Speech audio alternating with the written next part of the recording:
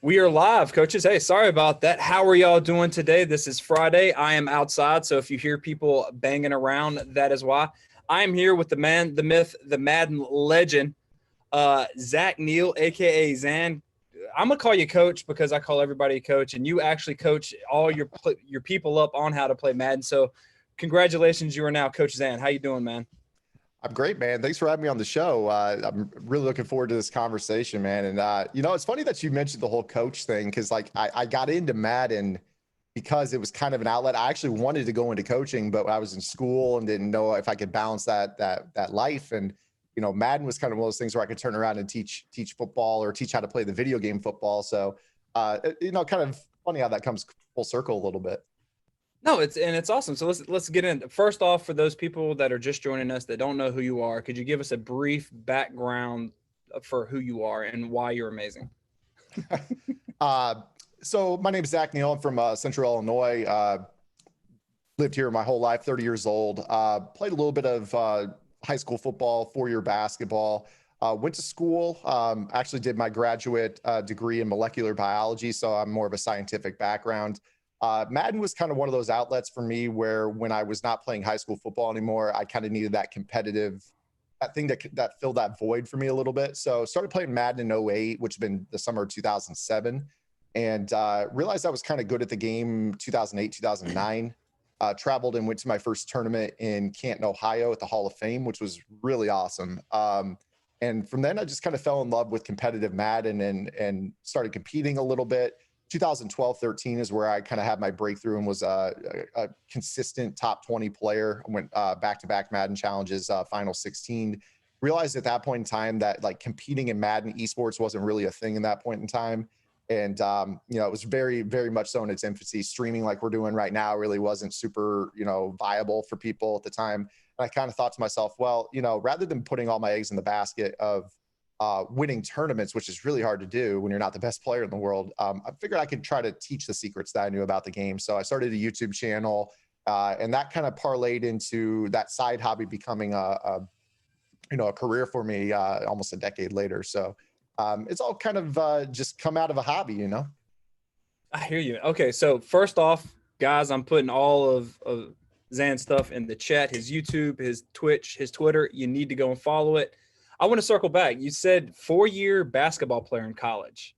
High school. I just played in high school. Oh, okay. So why basketball and not football? Because you are now known for like football. What is it about the basketball that you love that you didn't want to play 4 years in football, or was there something behind that? I'm gonna blame mom actually. So mom was pretty protective of me growing up. Funny enough, I'm 6'3". I was 6'3", 230 as a senior in high school. I was actually pretty built for a football frame, and now I put on a few pounds beyond that. But she was just kind of like, when you get to high school, worried about your growth plates, this, that, and the other. And she said, when you're in high school, you can make that decision for yourself. So was a pudgy kid as a freshman.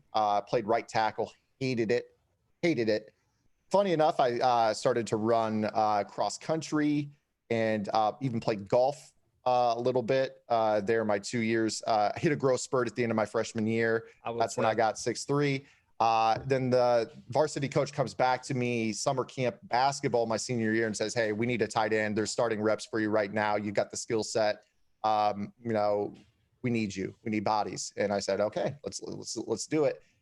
Played. And, after I left, left high school, it was just one of those things where I realized that there was so much about the game that I didn't know and that I had missed out on by not playing 4 years. My biggest regret looking back is I wish I had played, because had I known then what I know now, you always had those what ifs. And I mean, everybody wants to relive the glory days and whatnot, but it's just one of those things where I kind of actually fell in love with the game after I was done playing it. And I realized I didn't really know anything about it, which was kind of the weird thing. Okay. Has your knowledge diving into that? And what I like about your channel and what you do is you do coach people through Madden. You actually use as much real world stuff in the game as the game allows you to do. So when you dove in to try to find it, like, what were you looking at to learn the game of football? So the first thing that I did when I wanted to learn football is I actually went to Barnes and Noble and I bought an American Football Coaches Association book on the defensive side of the ball.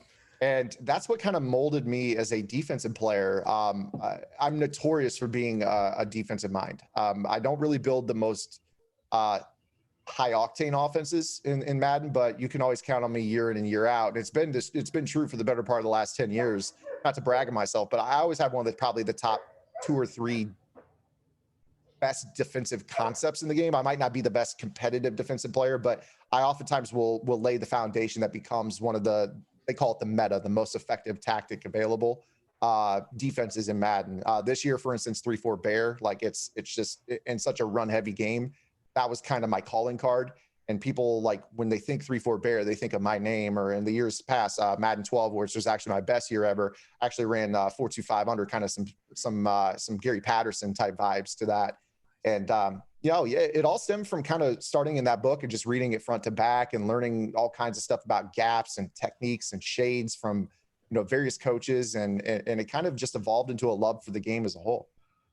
Nice. I love that. And guys, if you have any questions, put them in chat. We already have Forever says you watch both of us, and this is great. Thank you. Key is in chat and says hello. So we're both big fans. Kia. Yeah. So, okay. Now, how did you take the knowledge? Because like you said, that book, I have it too. It's on my bookshelf at the house. I have the defensive and offensive one. How did you take that knowledge and start applying it to Madden? Mainly it started off with over and under fronts, just understanding the strengths and weaknesses of both bubbles, against pro personnel, and I tried to implement it one-to-one, and I quickly realized that was not really how Madden is played. It's not that, like, obviously you guys as coaches, you guys play the game and you look at things, you're like, no, that's not how this works, or yeah, that's kind of how this works. And I didn't really have that foundation, right? I would just try things out and I'd be like, wow, this isn't really working the way I want it to. So then that's kind of where my background as a science guy in college kicked in, and I started to isolate variables and start to look at different nuances of the game. Like, okay, well, if I up this guy's strength rating, or what if I try this guy with, this acceleration rating? Is that going to help him hit this gap cleanly? Or maybe pursuit ratings, the reason this guy's not playing his run fit as well. And it kind of just evolved from there to the point where I could find a blend of scientific theory with the game and also mix it in with some football knowledge to kind of give something that resembled a coherent thought when I'm explaining it to people. So you actually take through the scientific method pretty much and just break down. So, okay. So, and I wanted to ask this, let's say Madden 20, when you first got it out, like, what are you doing when you first get a game to break down and understand what works and what doesn't? What's your process?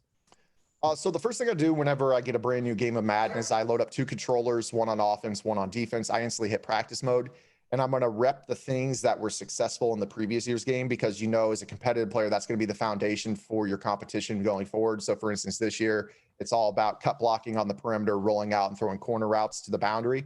The field, not the boundary.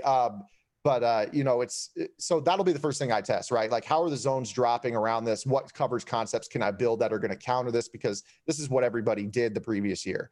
So in general, year to year, you're always looking at what was effective the previous year, going into the game and figuring out if it still works. Can I build this as my foundation going forward and kind of elaborate from last year? Or do I need to scrap this as a whole and install something completely new? And some years there's a lot of translation, other years it changes a lot. So I guess we'll kind of see what happens in 21.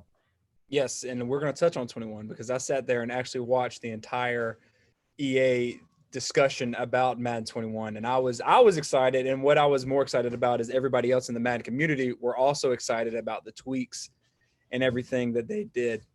I want to touch a little bit. You said competitive. What's the thought process when you go into one of those Madden competitive tournaments? And what are you thinking as you're playing? You have to turn off the whole mindset of like X's and O's. Honestly, your opponent's not there to babysit your feelings. They're not going to stop running something because you can't stop it, or it's unrealistic, or it's a tactic that you don't see on Sundays or Saturdays or even Fridays. All the gloves come off at that point, right? So you have to understand that just because something is a certain way in real life doesn't mean that that's the way it's going to be on the field. I saw there was a comment there about the Gary Patterson thing. Yeah, absolutely. My influence was learning and reading about what Gary Patterson was doing at TCU, and that's why I selected the 4-2-5 in Madden 12. But then I realized, like, it doesn't work that way. The safeties aren't playing they're not playing the same way that they do on Saturday. So what can I do to make this better? That's more the approach. I mean, I think that there's this big time connotation in competitive Madden. And this is one of the biggest things that the esport faces is that the best players are cheaters. That's the way. Look at any other esport. I mean, you look at other esports, COD, the successful esports that make a lot of money. Their top players are not viewed as cheaters. Madden has a real image problem when it comes to their top players being viewed as scumbags or cheaters or people that abuse the system. And, I'm not going to sit here and argue the other way. The game is a very strict set of coding. And if you could figure out the formula that pops the top on that coverage, that's what's going to happen if your opponent calls that coverage. So that's the way the game is played. Hey, I know that I've got a coverage beater. If you're going to sit in cover 2, I'm going to hit my coverage beater. I'm going to make sure that you make that adjustment that doesn't give up that beater every single play. I know your user's got to be back there. I'm going to attack the area where your user can't be. Is that the way Tampa 2's played in real life? Certainly not. But unfortunately, when you're playing for a lot of money, you've got to kind of leave that at the door. But I like that answer because that kind of goes with coaching. I mean, if I know you're going to sit in this one defense, I'm going to call the same play over and over again until you change. So you're still using the if-then of the coaching. You just have to mold it to Madden. And that's one of the things I have a little issue with is like, I know what defense you're in. I'll call a play. It doesn't work. And I'm like, that works in real life. Why doesn't that work in this game? But then I have to remind myself it's just a game that I have to work. Okay. Do you, when you teach a lot on your YouTube videos and your Twitch and everything like that, your ebooks, do you keep a couple of things in your back pocket so when you do play competitive, you're bringing that out and people don't see it? Or are you just giving the whole farm away? Because I'm always curious about that because a lot of the people have channels and they give tips and hints, but then when they play competitive, you see things that they haven't given out. So I'm just wondering, what's your thoughts? So it's kind of a yes and no. It's not one of those things where I am purposefully holding back. It's never a situation where I am not telling you everything I know. It's one of those things where I'm a continuous labber of the game. I'm always practicing things to find something different, to make something just a little bit better, or maybe something that I show you becomes stale because now all of a sudden I'm dispersing it. People are running it. There's the trickle down effect. People see it, people counter it on defense. And now all of a sudden I'm facing things where I have to change up what I do. Now all of a sudden I'm running things that I didn't teach you initially, and I've got to circle back around and do another video that says, hey guys, this is what I'm doing. Like for instance, today I've actually got an update. I've got to do an update for my subscribers for my 3-4 Bear because there's a Taysom Hill package run that actually gives some of it trouble. And I found a new defense for it out of that defense. So, it's not one of those things. So like I might run it for 2 or 3 weeks, but it's more or less for myself to prove to myself that I know that it's consistent before I send it out to the masses. Because the worst thing that I could do is take a short sample and say, hey, here it is. This is the counter. Now everybody's running it or paying for it if they're subscribing to my YouTube channel and supporting me, or my Twitch channel rather. Now all of a sudden I'm giving them bogus tips. So it's never a thing where I'm teaching holding back on purpose. It's always one of those things where I just want to make sure that it works before I give you the repro on it. I love that you're saying that because there's such a correlation between real world football and what we put on YouTube and with Madden. Because that's like me bringing out one play that worked one time, doing a whole video on it saying it's going to work every time, and then it doesn't. And now you've got egg on your face and you're like, why did you put that out there? I like that. And guys, if you haven't already, in the chat, and this will also be in the description when you watch the replay, is his Twitch channel. You need to go and watch it. It is freaking unbelievable. Johnny, how you doing, sir? All right, let's see. Larry, my 2 favorite people. Good stuff. Looking forward to Madden 21. And so am I. We're going to talk about that in a minute. First off, I'm old.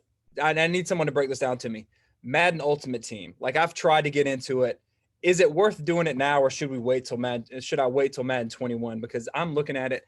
You've got all these abilities. I have no idea what the hell they are, like at all. You should probably hold off. We're only looking at about 2 months ish till the next game comes out. You could definitely hop into Madden Ultimate Team right now and get a team that would be 97, 98 with pretty little investment. The market is pretty well dipped to the point you can get anything that's not, the number 1 card at its position for, pennies on the dollar. But as far as abilities, like if you're not used to the abilities and what they do, that's going to be a learning curve that's going to take you longer than 2 months. And you're probably going to be better off just waiting till, you could dive into it and learn what's there now, because it's certainly going to probably be there in 21 plus new abilities. So learning what the abilities are before 21 is not a bad idea, but I wouldn't, deep dive too hard into MUT, just because by the time you get comfortable with it, the next game's coming out. Okay, that's what I'm gonna do then. I'm gonna wait. You're the master. All right. There was something. Let's talk about 21 a little bit. There was something that you were really excited about: the personnel substitutions Hell and yeah. how you could do that. Why? First off, tell people what that is, and then also why are you excited for that? So, for those that don't know, I used to actually be a EA Game Changer, which is one of the people. It's a group of players that get invited to go and test the game a little bit early. And I haven't really been in the dev cycle over the last year or two. I've been kind of working on my own. But in the past, I've gotten forum with some of the people at EA, the developers, some of the marketing people. And one of the things that I tell them every single year, for me, the biggest thing is I want to see new playbook updates.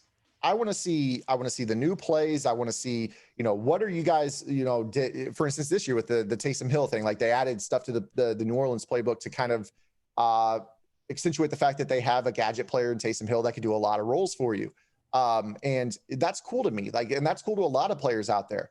But some years you just don't get a lot in terms of the playbook updates. And this year they've decided that they're going to do personnel-based audibling, meaning that it respects the personnel that is on the field when it comes to audibling out and formation shifting. So in theory, I could come out 2-by-2 spread, but have tight ends in the slots. And now all of a sudden I'm in ace personnel. So you got 2 backs, 2 receivers, or I'm sorry, 1 back, 2 receivers, 2 tight ends.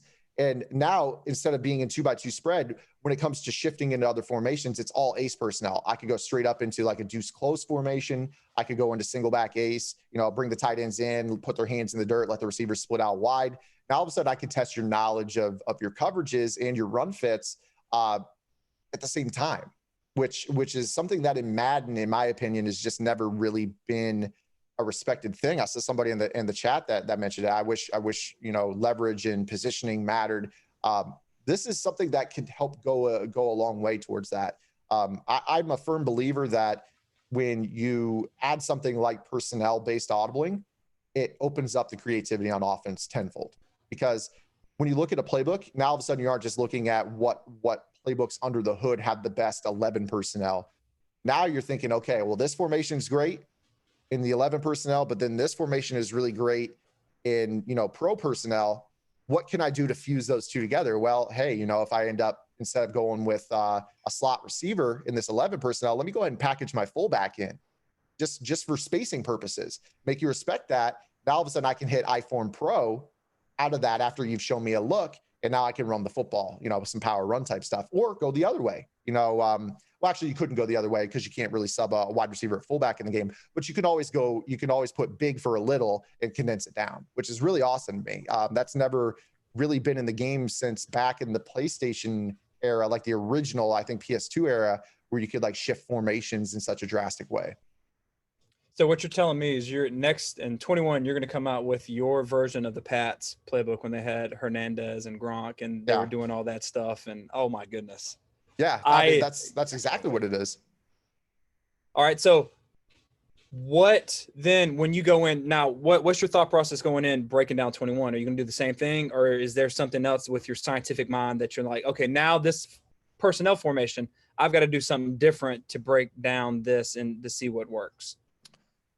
So I think right now is in terms of how I'm going to attack 21 on the offensive side of the balls, I'm probably going to, unfortunately, I run the Washington book right now, which Jay Gruden's no longer. Do you know if he's got a job right now in the NFL? I don't know if he does. Maybe he's working with John, but I don't know. But, I don't know where I'm going to go. I'm actually a man without a country right now in terms of playbooks. And it's funny how that always happens to me. Actually, I think a year or two prior, I was a big fan of Marone before he was out of the NFL for a short time, and I was running his offensive book. So, but I can tell you what I'm definitely going to do is I'm going to look to start out spread, because it's easier to put big players in little spots in this game because it allows you to, than it is to put little players into big spots and then audible out to spread. So I'll definitely be looking for, a spread to condensed type of approach. I don't know where I'm going to go with it off top of my head. I would love to maybe see. I don't expect that Kingsbury's book's really going to have a whole lot to audible down in because he's such a shotgun heavy guy. But I could definitely see myself being a shotgun player. At least my base personnel or my base package will be a shotgun set. and then I'll probably try to condense it down into some under center power run stuff. Okay, and Jay is now the new offensive coordinator for the Jags. So maybe I could switch from Washington to the Jags book. That would be nice. And actually, the Jags book this year in Madden 20 is one of my favorite books too. It's in my top 5. So, and knowing the developer that does the playbooks, Anthony White, I could see him kind of doing a little bit of a fusion where he brings some of the good from the Washington book and keeps it with the good from the 20 Jags book. That might be a sleeper book next year. It really might be. Okay, and I know Anthony. I had him on last year, right when Madden 20 was coming on. He's a good guy, man. He seems to disappear from Twitter. I don't know how to reach out to him anymore. The toxicity of this. Yeah, A-Dub is he's definitely tough to get down, man. But he's one of the best dudes. I've actually got a funny story about A-Dub. That I talked with A-Dub. He went to a coach's clinic once. We were at a Game Changer event. I was talking with him, and he said that. I don't think I want to name the coach. It was an offensive coordinator at one point with the Colts. That's as much as I'll say. And he was talking with him, and he said, "Hey, we got a coverage. We need to figure out coverage coding for this route combination." He showed it was basically a formula for a cover 3 beater that we all use right now. And he showed him the concept, and that OC at the NFL level was like, "Oh shit!" He was like, "Sorry for language. I don't know if this is a PG stream or not." That's fine. He was like, "Oh, we're stealing this." He literally said that about a Madden route combination. He was like, Nice. and he asked, he was like, how would teams defend you? He was like, well, the pass rush better get home if you're going to run this. And he said, we're actually going to implement this. So it just kind of circling back to the whole, all these busted coverage beaters or run by cheaters. When you have an NFL, that's high praise, right? When you have a coach Yes. that's made it to the NFL level says, oh, we're gonna actually look at this. That's really cool to me. So, A-Dub's a really good guy. He knows a lot about the game, and he studies his film hard. And yeah, like you said, he's a very busy guy. He's hard to pin down sometimes. Yeah, he told me he's got like the main pro football type stuff where all his database where all he has to do is just type in who he wants to look at. It pulls it. He breaks it down. I was really, really jealous of him. We've got a question from you though. For someone in chat wants to know, what are your top 5 playbooks? Number 1 is definitely Oakland Raiders. It's a very run heavy game. Gruden's book has a super power run element to it. It's probably the best two receiver book in the game. Number 2, I would say, is West Coast, and not for the reasons you think. It's actually their bunch formation that is the best. A lot of coverage beaters in that. They've also got the near close flex formation, which has got a heavy fullback, kind of some Bill Walsh vibes and some rollout. Talk about the rollout corners. A lot of compression in it where you can roll out and chuck corner routes. Number 3 for me, I would say, is probably the New England Patriots. They come in with they've got a lot. They got their gun split close, their gun a slot formation, the 2 primary ones you see there. Number 4, this is where you start to kind of get into more of the gimmicky books. I personally think that the Jags book is in my top 5. As I mentioned, I love their 11 personnel gun. I love their gun Y trips and their gun Y trips halfback weak, just floating the running back left to right around the quarterback. You can get some rule of 4, some backside man lock on the solo receiver, which I love. One of the best RPOs in the game. You got a Y pop with a bubble screen to the slot receiver that puts the user in a ton of conflict on that.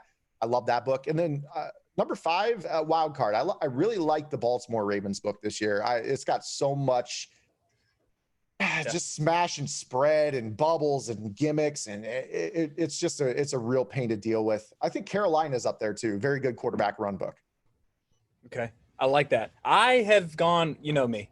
I'm an air raid guy. I went and I agree with Keo talking about the Arizona playbook. I was disappointed in that, just because I would have liked to seen a little bit more zone reads.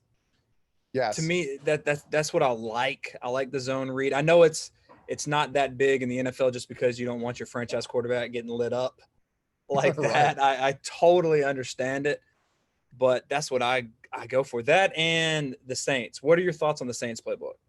Oh, I completely forgot about the Saints, actually. Yeah, they're bona fide. They're bona fide top 3. I can't believe I forgot about them. Yeah, Saints book is a nightmare. Tight offset, tight end. Again, you're talking compressed 2x2. and those rollout corners. Any rollout corner from compression is really hard to deal with. So that's going to be a foundation for any offense. The fact that you've got that and you can audible into the Taysom Hill stuff. Right now, what you see is a lot of players that'll come out. They're going to have Lamar Jackson or Michael Vick at quarterback, and they're going to be looking to roll out on the run, make those dashing throws to the corner. And then what they'll do is they'll audible out of that compressed look into a Taysom Hill package, where now all of a sudden they're running the ball with Lamar Jackson downhill with the running back as a lead blocker from the shotgun. So that's a real pain in the butt to deal with as well. Okay, I'm not as good. I'm nowhere near as good as you at Madden. I want to play it. I want to play online. I just regs as the speak. I'm trying to learn the lingo, regs. I come across someone that's doing the rollout. I don't know how to stop it. What's something an easy adjustment I can make to stop that so I don't get frustrated and slam my controller down and curse this game? This is the easiest thing in the game that so many players still don't know about the game. Your opponent will tell you what side they want to roll out to. Watch the quarterback. I promise you. Just pay close attention to the quarterback and his animations in this game. I kid you not. He will do this. He will be, barking out his signals to the wide receivers. And then the wide receivers will do something like this. They'll pat their helmet.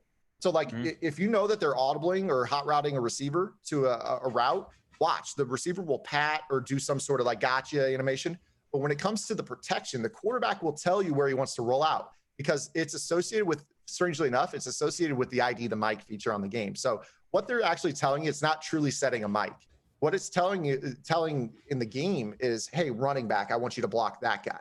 So watch the quarterback. If he does this, he's rolling out that direction. If he does that, he's rolling out that direction. So that allows you as a defender with your user to cut the field in half. You know where they're rolling out.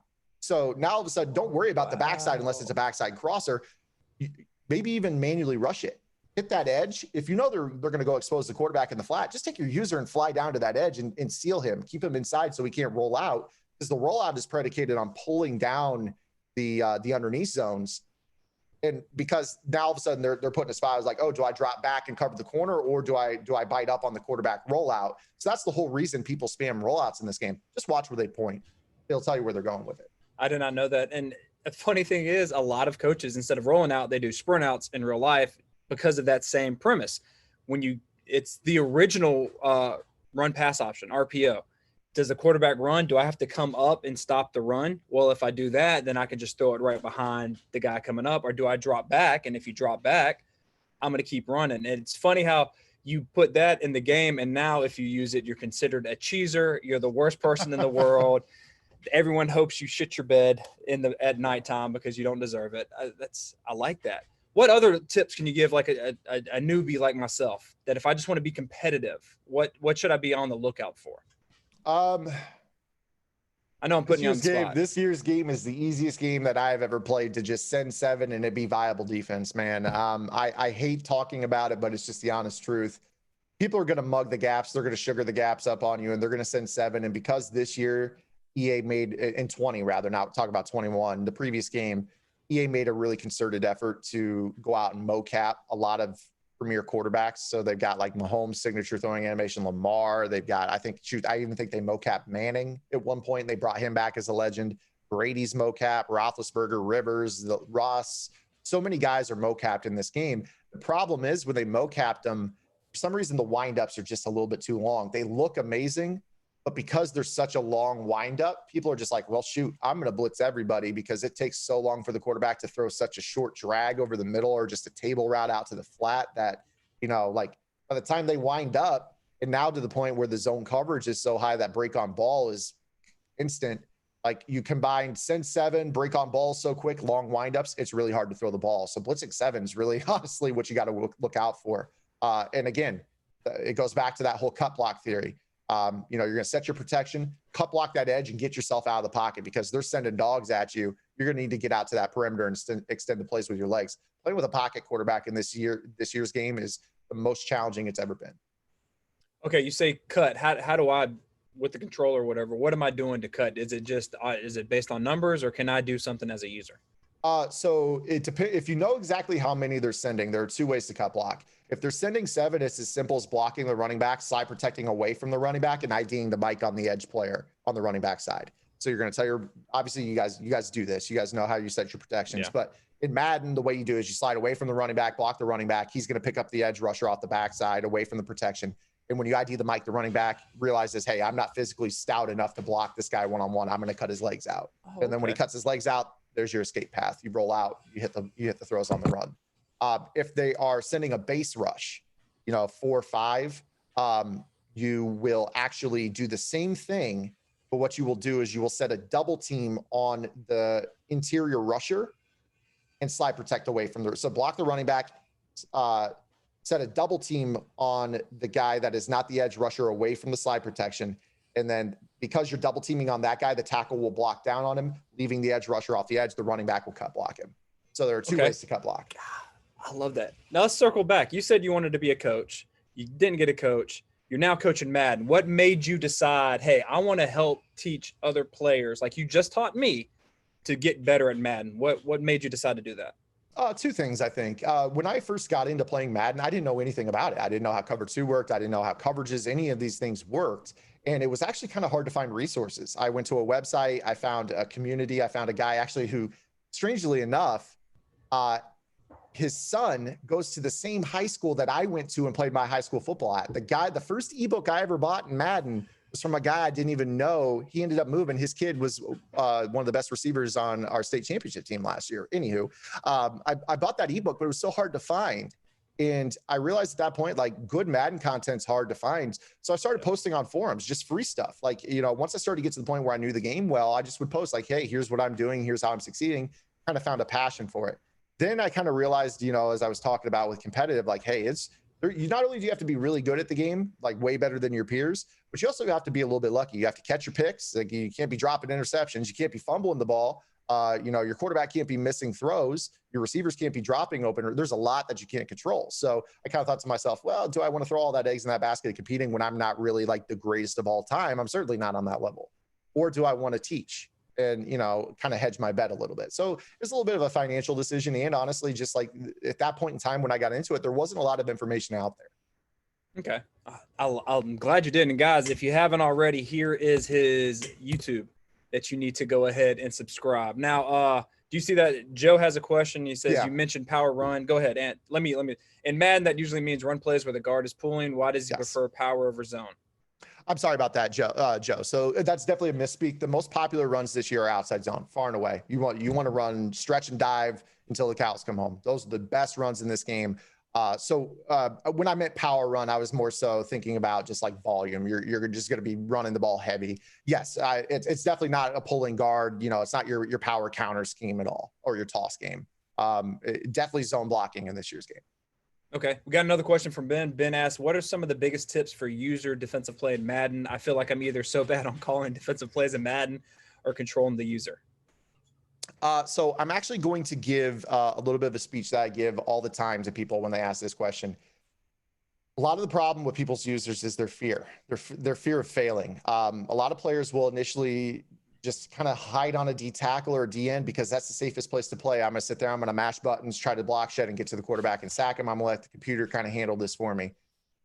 You will never, ever, ever get to that next level as a Madden player until you get off that D lineman. Now, in Madden 21, maybe not, because it sounds like there's some pretty cool stuff in 21 with the manual rush. But you will be a far better player when you get off of a defensive lineman and go to a linebacker. And even better, go to a safety, because safeties animate more. They make better plays on the ball.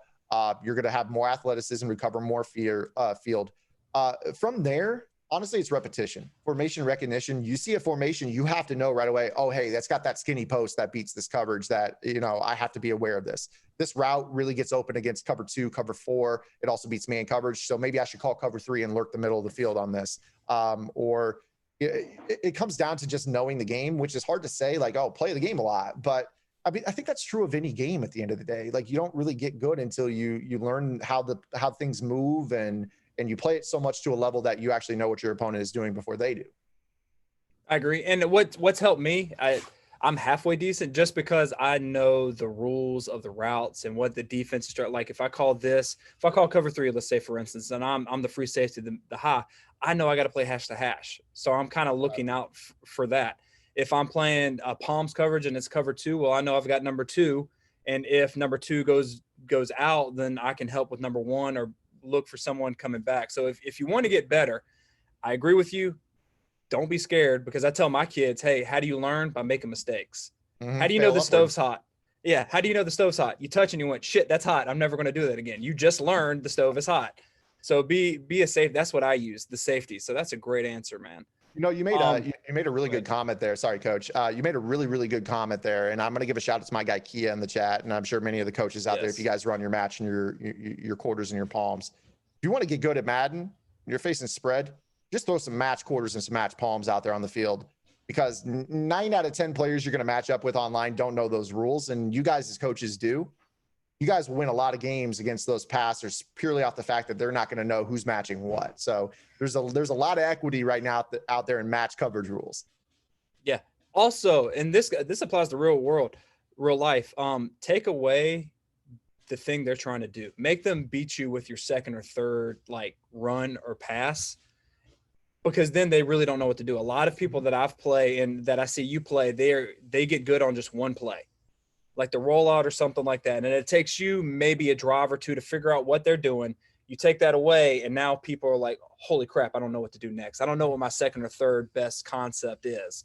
So if you can do that, that is something that will work for you as well.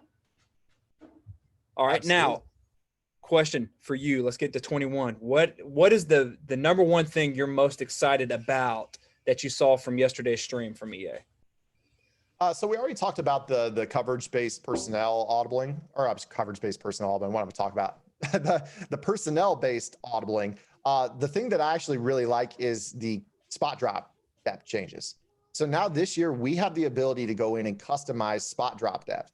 So now, that rollout corner, you basically have a choice. Do I want to turn that out to my, my outside third, outside fourth, or do I want to tell my curl flat? I know, as funny as it sounds, coaches, this is weird.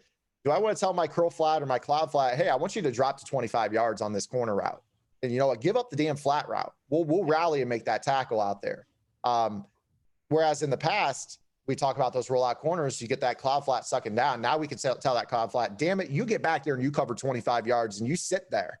Let that route come into your area. We'll worry about the check down underneath, because there's no worse feeling than third down and 27 in Madden. They cut block your end, they roll out, and they throw a corner route. And it's like, Jesus, I had 2 guys there. And why did my guy bite down to a quarterback scramble on 3rd and 27?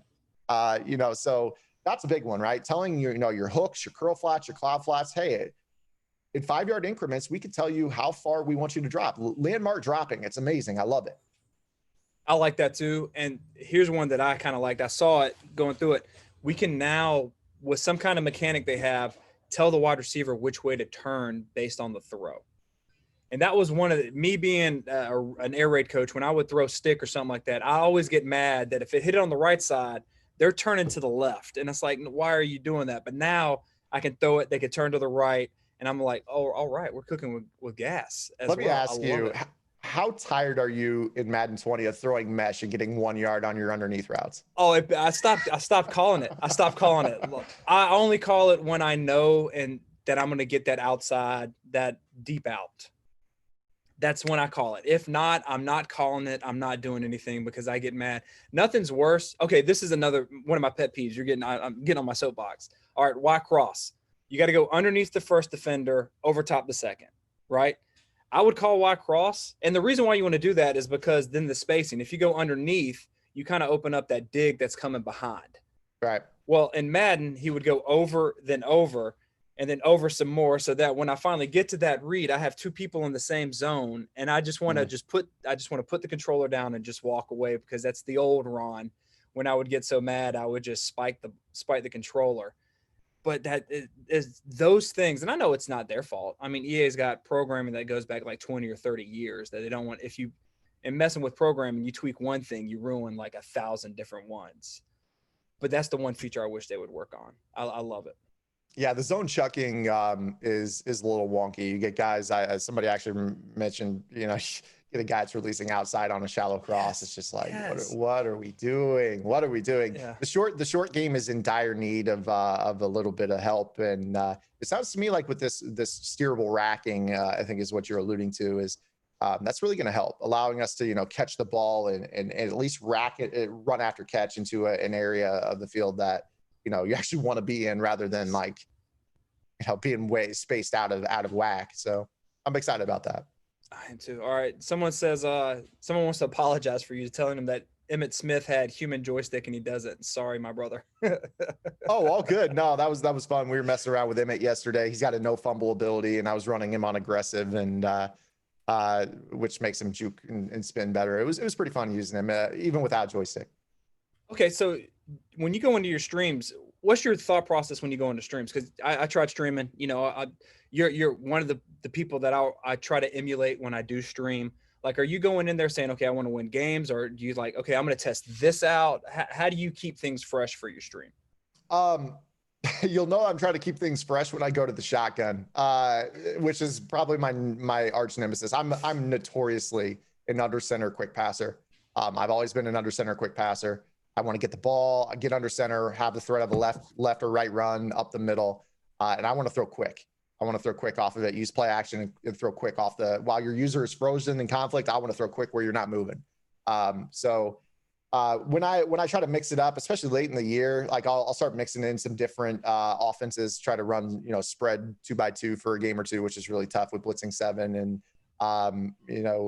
I'll try to, sometimes I'll mess with different abilities. Like I usually have my offense installed a certain way with certain, your 3 guys on the field that have abilities. I want a wide receiver, a quarterback, and a tight end with abilities.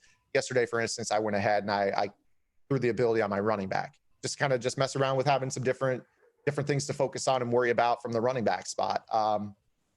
Switch playbooks. I did a 4-3 challenge the other day, which funny enough, somebody was like, this should be a challenge, 4-3 under, 3-4 under, it's just an under front. I'm like, yeah, well, we're playing Madden. We're not playing real life here. So, getting in the 4-3 and challenging myself to win and play well out of a 4-3 package was fun the other day.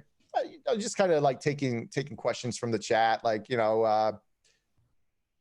just try to mix it up. The game does tend to get stale a little bit later in the year. I mean, we've been playing it hard for almost 11 months now, and we're all kind of fiending for the next thing. So, but definitely Thursday through Sunday, it's win mode because that's weekend league. I mean, you want to play the weekend league, and you want to play all those games to win because your opponents are bringing it. So, usually Monday through Wednesday, it's pretty lax, and Thursday we turn it on.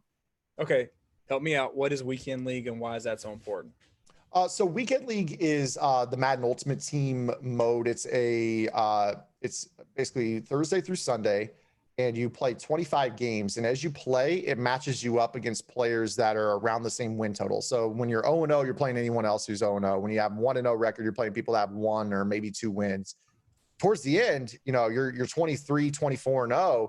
You're matching up against guys that have 22, 23, 24 wins, and you get insane rewards at the end of the week. So like if you finish in the top 25, you basically don't have to spend any money. Like you get packs that are pretty juiced. You get a lot of coin rewards, so you can buy players that you want off the auction house. And it's just kind of a way to kind of keep Madden Ultimate Team competitive. But also the Madden Championship Series uses the weekend league to field half of their brackets for their competitive events. So just playing in the weekend league is a nice way to play against people that are pretty solid players. You get into games 15 through 25 and they're pretty sweaty. The games are pretty sweaty. Okay. And that's a way for you to feed that competitive itch that you have, that you've always been a part of and everything like that. Yeah. I definitely see in the chat, hey, I'm not going to argue one way or the other. It definitely is a money grab. It's 100% a money grab. But that's why I try to do what I do as a teacher of the game. Like I try to do the YouTube things, and I try to, teach people on stream for free, put as much knowledge out there as possible. So that way you don't have to spend money. There's this major forethought in the community that like, I'm not throwing the ball well. What do I need? Oh, I need Randy Moss. No, you just need to make better reads. It's really what you need to do before you worry about who it is out there at the X receiver. So it definitely is a money grab. I mean, the game is so seriously microtransaction heavy. Won't argue that for a minute, but you do well in weekend league. It seriously takes a lot of the pressure off of the wallet to field a good team. Okay. And like you said, your stream, there it is. It's in the chat right there. I want to circle back. You said you're defensive minded. Mm-hmm. Why have you always been defensive minded? I'm always curious about that because in my line, it's either your offense or your defense. What made you go defense? I think that most competitive Madden players think offensively for two reasons. One, it's sexy. Like being able to find the coverage beaters and go over the top for the easy points is fun. Finding the crazy underneath manipulations that you get guys wide open on check down routes is fun. But as fun as that is, and as easy as it is for people, defense is a lot harder. It is a lot harder for the average competitive Madden player to find a defense. More often than not, somebody finds a great defense and then everybody runs it. This year, it's 3-4 odd, blitz everybody. that's how deep the game went intellectually on defense this year. But I like to invest time into trying to find how coverages react to things. I think last year I was a quarters and palms guy just because they were new and nobody knew the rules. And being an X's and O's guy or studying X's and O's, I kind of had an idea of what to do. So it gave people a lot of trouble. This year I'm running more of a cover 3 match style defense. So, I enjoy trying to find things and set up blitzes. And again, I use that scientific method. Like, okay, well, on this setup, I've done a base line. I'm crashing my line to the left. I'm blitzing this guy. I'm containing. Oh, that didn't work. But, oh, hey, look, I see that this guard slid over and that's what made the blitz pickup work. What can I now do to isolate that guard and maybe spring that edge rusher free? It's that variable thing. I guess it's in my genetics where I'm just kind of like, I like to isolate things and figure out like, what can I do to make this work? What thing can I change? Do I spy this guy? What holds this line? What holds the center from turning out to a double team that'll allow my edge rush to work a little bit better? Just a lot of that stuff is kind of, I find myself gravitating more to the defensive side of the ball. I love that. Kudos to you, man. You really are really, really, really good on defense when I watch your streams. I am like, your thumb. What I have struggled with is all the adjustments. I haven't learned the pat. So let's say if they switch things up, like, because I noticed yesterday on your stream when we were watching you, when they showed the pass rushing moves, or I think it was the running back moves, you went from this to all the way like this because you wanted to see what everything was and you wanted to study the hot routes and everything. How long does it take you before you feel comfortable making those adjustments and everything without even looking down at the controller like I do when I play? It's kind of like a fight. Like if any of you guys play fighting games or did as a kid, like you learn those combo moves, like where you can just chain together all the punches to keep the guy bouncing, like on Street Fighter and whatnot. It becomes second nature. Like you just get to the point where like I see a formation and I'm just like, like I know what I'm doing without looking at the controller just because it's my thumbs are trained muscle memory wise to set things up. So I can get that base setup done in like 2.5 seconds. And then I've got, an extra 3 seconds to kind of see, okay, well, is he motioning a slot receiver? Oh, hey, I noticed he's motioning the flanker in. Now all of a sudden I want to change my outside corner into this zone. And instead I don't want to play a third anymore. I want to do this. There's a lot of different things that go into it, but in general, it's a formula that you learn and you run it so many thousand. I got 35,000 snaps in 3-4 Bear this year. So like it's to the point where I've set that up so many times that anything you really see me adjusting, requiring thought is more of a reaction to what they are doing pre-snap than anything else. All right. And I have to give you your Bear stuff a plug. When I was in that coach-in franchise, I was getting ran over. Didn't know what the hell I was doing. I said, you know what? I'm going to do what Zane's doing on 3-4 Bear. And then I went stout, man. I went like 8 games deep because I used that with a combination of the coverage. Like I know what people are trying to do to attack it. I was shut down everything and it was incredible. So, hey, high fives and butt slaps to you, man, on that. Thank you, Coach. This was in your Bucks franchise, right? Yes. Yes. I was watching that a few weeks back, man. I saw it. Yeah. I definitely saw you. I think you even made a comment. You're like, yeah, we played against this guy earlier in the season and he got us, but you were able to, I think you were playing the Panthers maybe. I don't remember. Mm-hmm. Yeah, I noticed you were in the Bear and it was locking down. I mean, listen, so many people this year complained about the run on the competitive level. This is where I try to tell people like, hey, if you want to be a competitive Madden player, you can take this football X's and O's approach. And then if you're willing to kind of leave logic to the side where it doesn't make sense and just accept that it's a video game and then kind of fuse in some video game manipulation along with your X's and O's, there's plenty of real estate for those minds to come into this community and be successful, because I did not see a single pro Madden player in a year where running the ball was ferocious even think to go 3-4 Bear. And the one guy who did run 3-4 Bear literally mugged all the gaps, made the outside zone super viable, and just relied on having elite stick skill to stop the run. It's not that deep. You can just run 3-4 bear aligned to strength and literally let your players play. And 3-4 bears will do what it's supposed to do. Yeah, and that's what I did. Now my stick skills suck, but at least I gave myself a fighting chance. And I think, like you said, a lot of people are resistant to that in this game because, like, no, I have to play exactly like real world football. I'm not gonna. They're trying to fit a square peg in a round hole, and it doesn't. You have to bend it a little bit. Now, there is a question that I saw I wanted to ask you from Ben. He wanted to know, how much have you messed around with the 245 nickel double gap package? Is it any good in online play? It's tough. I assume we're talking about the sugaring. It's tough because the outside zone is such an overpowered run this year. Force defenders don't do their job. They actually get sucked and sealed so easily by tight ends. Even low run blocking tight ends can get the job done. So when you put everybody just literally straight up, right there in front, it's such an easy reach block for those guys. And unfortunately, it's not the best look. If you're going to run it, get those linebackers out of the A gaps, get them back off the line, and make those linemen have to climb to the second level and go get them. Because if you make their job easy, they're gonna gash you on the outside zone.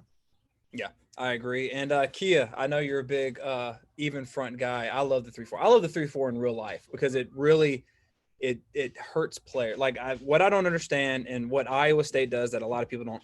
If I was to run a real world defense, it would be 2 4 eyes and a 0, because now you're really screwing things up. And I like how you can kind of do that in Madden, and it screws people up as well in the real world. So I don't know why people do that. All right, I have a question for you. What do I need to do when I'm going against someone that's 5 wide, has a scrambling quarterback? Like, what's the best defense I can use to stop that? Because I've run up against that a lot. I cut the field in half. So anytime I'm facing a completely empty set, no backs in the backfield, I'm bringing pressure off the edge. I'm making sure that, I'm sending your quarter, preferably if they got a right-handed quarterback, I'm making them go left and throw against their body. But I'm bringing just a simple pressure and cutting that field in half. Kind of similar to the rollout thing where you see them point, they're rolling out. Well, shoot, that makes your job easy, right? So I'm gonna just take away those quick throws off the side I'm blitzing. I'm gonna walk the guys down, just kind of give them the idea that, hey, there's somebody there. I've got to wait to see how they drop before I actually make an instant quick throw. And then by the time they actually glance off that, the pressure's there. So I don't even mess around with 5 wide. I'm bringing pressure against that. Okay, I like that. And that's another example of real world. I'm going to bring pressure when they go 5, because they only have 5. I can send at least 6, and there's no one that's going to stop it. I like to take chances against it too. I'm not necessarily going to stay man. I'm not going to stay man on man against that. I know this is crazy. It's suicide in football sometimes to not have deep responsibilities, and but I'll spot drop too when I'm zero blitzing. I know that's crazy, but you got to be willing to take risks against that, because if you can make them just be wrong for a third of a second, that's a sack. If they're looking at it, they're expecting twins to the backside, and they're expecting man-to-man just straight up over him, and all of a sudden they snap the ball and you've got a guy dropping into a hook zone over the middle, and they're like, oh shoot, I didn't have the right route on the field. That's a sack. So in Madden, leave that logic at the door and take chances, because you'll get turnovers. Yes, I couldn't tell you how many times when we went 0, I would mug them, bring blitz, but then I would just drop one defensive lineman back in the middle of the field. How many picks I got from that? And you're right. You just YOLO. Yeah. Go ahead. You're going to get right back on offense. You're going to score back the other direction. Now you're back to square one. That's the way you got to view it. Take risks, especially when they're empty. They're telling you, hey, a sack is here if you want it. And if you want it, send it. And then try to just confuse them for half a second. That's all you need. Okay. Question. Stretch. I've got gashed on it. I know. Let's take away the bear. Let's say I can't use bear. I'm something else. What is something I can do to help me stop getting gashed on wide zone and stretch? 2 things. The first is an ability, so probably not the best thing in the world, but no outsiders. It's a great ability in Madden. It's dedicated solely to setting a hard edge against outside zone, keeping everything funneled inside. They get dominant block shed wins. I have both of my edge rushers have edge rush abilities and no outsiders. I'm getting to your quarterback and I'm not letting you run stretch. Let's see what you can do. So that's how I play in terms of that. Now, if you play regs, you can't customize your team in regs. So you've got to think of a way that you can stop the stretch without an ability, right? So the thing that I instantly go to is I love purple zones, pro flats. I was talking colors because Madden players don't think in terms of football. I understand. I love curl flat zones this year. So you could sit and cover four. This is a really easy one. A lot of players do this. Cover four drop show 2 out of 3, 4 odd. Let those edge players, those outside linebackers, sit in their purple zones. Those specific zones in this game get the best block shed animations. They get this one where they get into the guy and they spin to the outside right as that outside zone is hitting, and then they're right there on the edge. And it's those zones in particular that do it. There's another zone that does it. It's not really a zone. Seam flats and cover 3 match principles will do the same thing. I call them spin sheds. So that was another thing that kind of, there's abilities that do it, and then kind of the labbing process, I was able to find out, oh, hey, this specific zone tends to do this animation more than others, and that's where I found the spin sheds. I love that you go that in depth to see what works. And do you keep it like a Google spreadsheet, or do you have like something off to the side where you write? Like what do you use? Yeah. So I start off with like Excel spreadsheets that I'll type up repro for. And then once it gets to a point where I don't have to keep looking off screen and I just know it, I'll eliminate from the spreadsheet. I really should keep it though and make it a resource for people. Now that I think about it. So you gave me a great idea this morning. Heck yeah, man. I got an idea for you. We'll talk off stream about that to help you out with something. I got to ask, were you always a Madden player, or were you NCAA and then once they got rid of that, you went to Madden? I was NCAA. Through and through. Yes. I did not start playing Madden until 2008, Madden 08, 2007. I absolutely loved. When I think of NCAA, the one team that stands out in my mind is the West Virginia Mountaineers team that had Pat White, Steve Slayton, Noel Devine, Wes Lyons, who was 6'9" at receiver, Owen Schmidt, Darius Reynaud. Man. That was the most fun I think NCAA ever was for me on offense. I ran shotgun in NCAA because why wouldn't you? I love spread in NCAA. Funny enough, I'm under center in Madden. What made you change? Why the change? It's a good question. I think that I lost a lot of what I loved in NCAA when I went to Madden because the NFL wasn't in a place where you were seeing all this RPO action at that point in time. The triple option wasn't really there. A lot of the bubbles and the orbits and stuff wasn't really a thing at that point in time. So not having that, I thought to myself, like, okay, well, I'm losing that creativity. And I thought to myself, well, the only thing at that point in time that I could do to kind of put defenders in conflict was an under center play action based offense, where even if it was just for a second, that I could get a player that was, responsible for playing force to just kind of freeze, and that would open up a quick pass to the flat or something. That's basically, I don't want to say it was option football, but it was the only way that I could kind of put guys in conflict and feel comfortable. Yeah. Okay. I was the same way, man. NCAA, that's the only game my buddies and I would actually stay up till 12 o'clock in the morning, go to GameStop, get it, come back. We all got the game, but we would go back to one person's house and play it for like 4 hours. We would trade the memory card to make sure that everyone had the rosters. Because that was the big thing, man. Do you think they're going to bring it back? And I hope so. You won't see a guy flip from Madden back to NCAA so fast if they bring back NCAA. I hope and pray. I mean, there's a lot of red tape and legal stuff that they're going to have to do to get the rights to the specific schools. Even if they bring it back, are they going to have 120 plus teams with the licensing? I don't know. You're going to have to start paying the players, which is great. If you're going to put them in the game, that's great.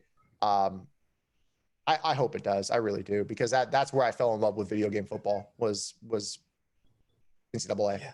Yes, you are not lying, man. I would give my left leg. If they told me it was every year when we have the Fiesta Bowl, it's by EA. I'm always hoping that they drop like a trailer, like a surprise trailer. But if they're like, hey, PS5 NCAA exclusive, I looked at my wife, be like, I'm sorry, baby, I got to get it. I'm gonna be the first in line.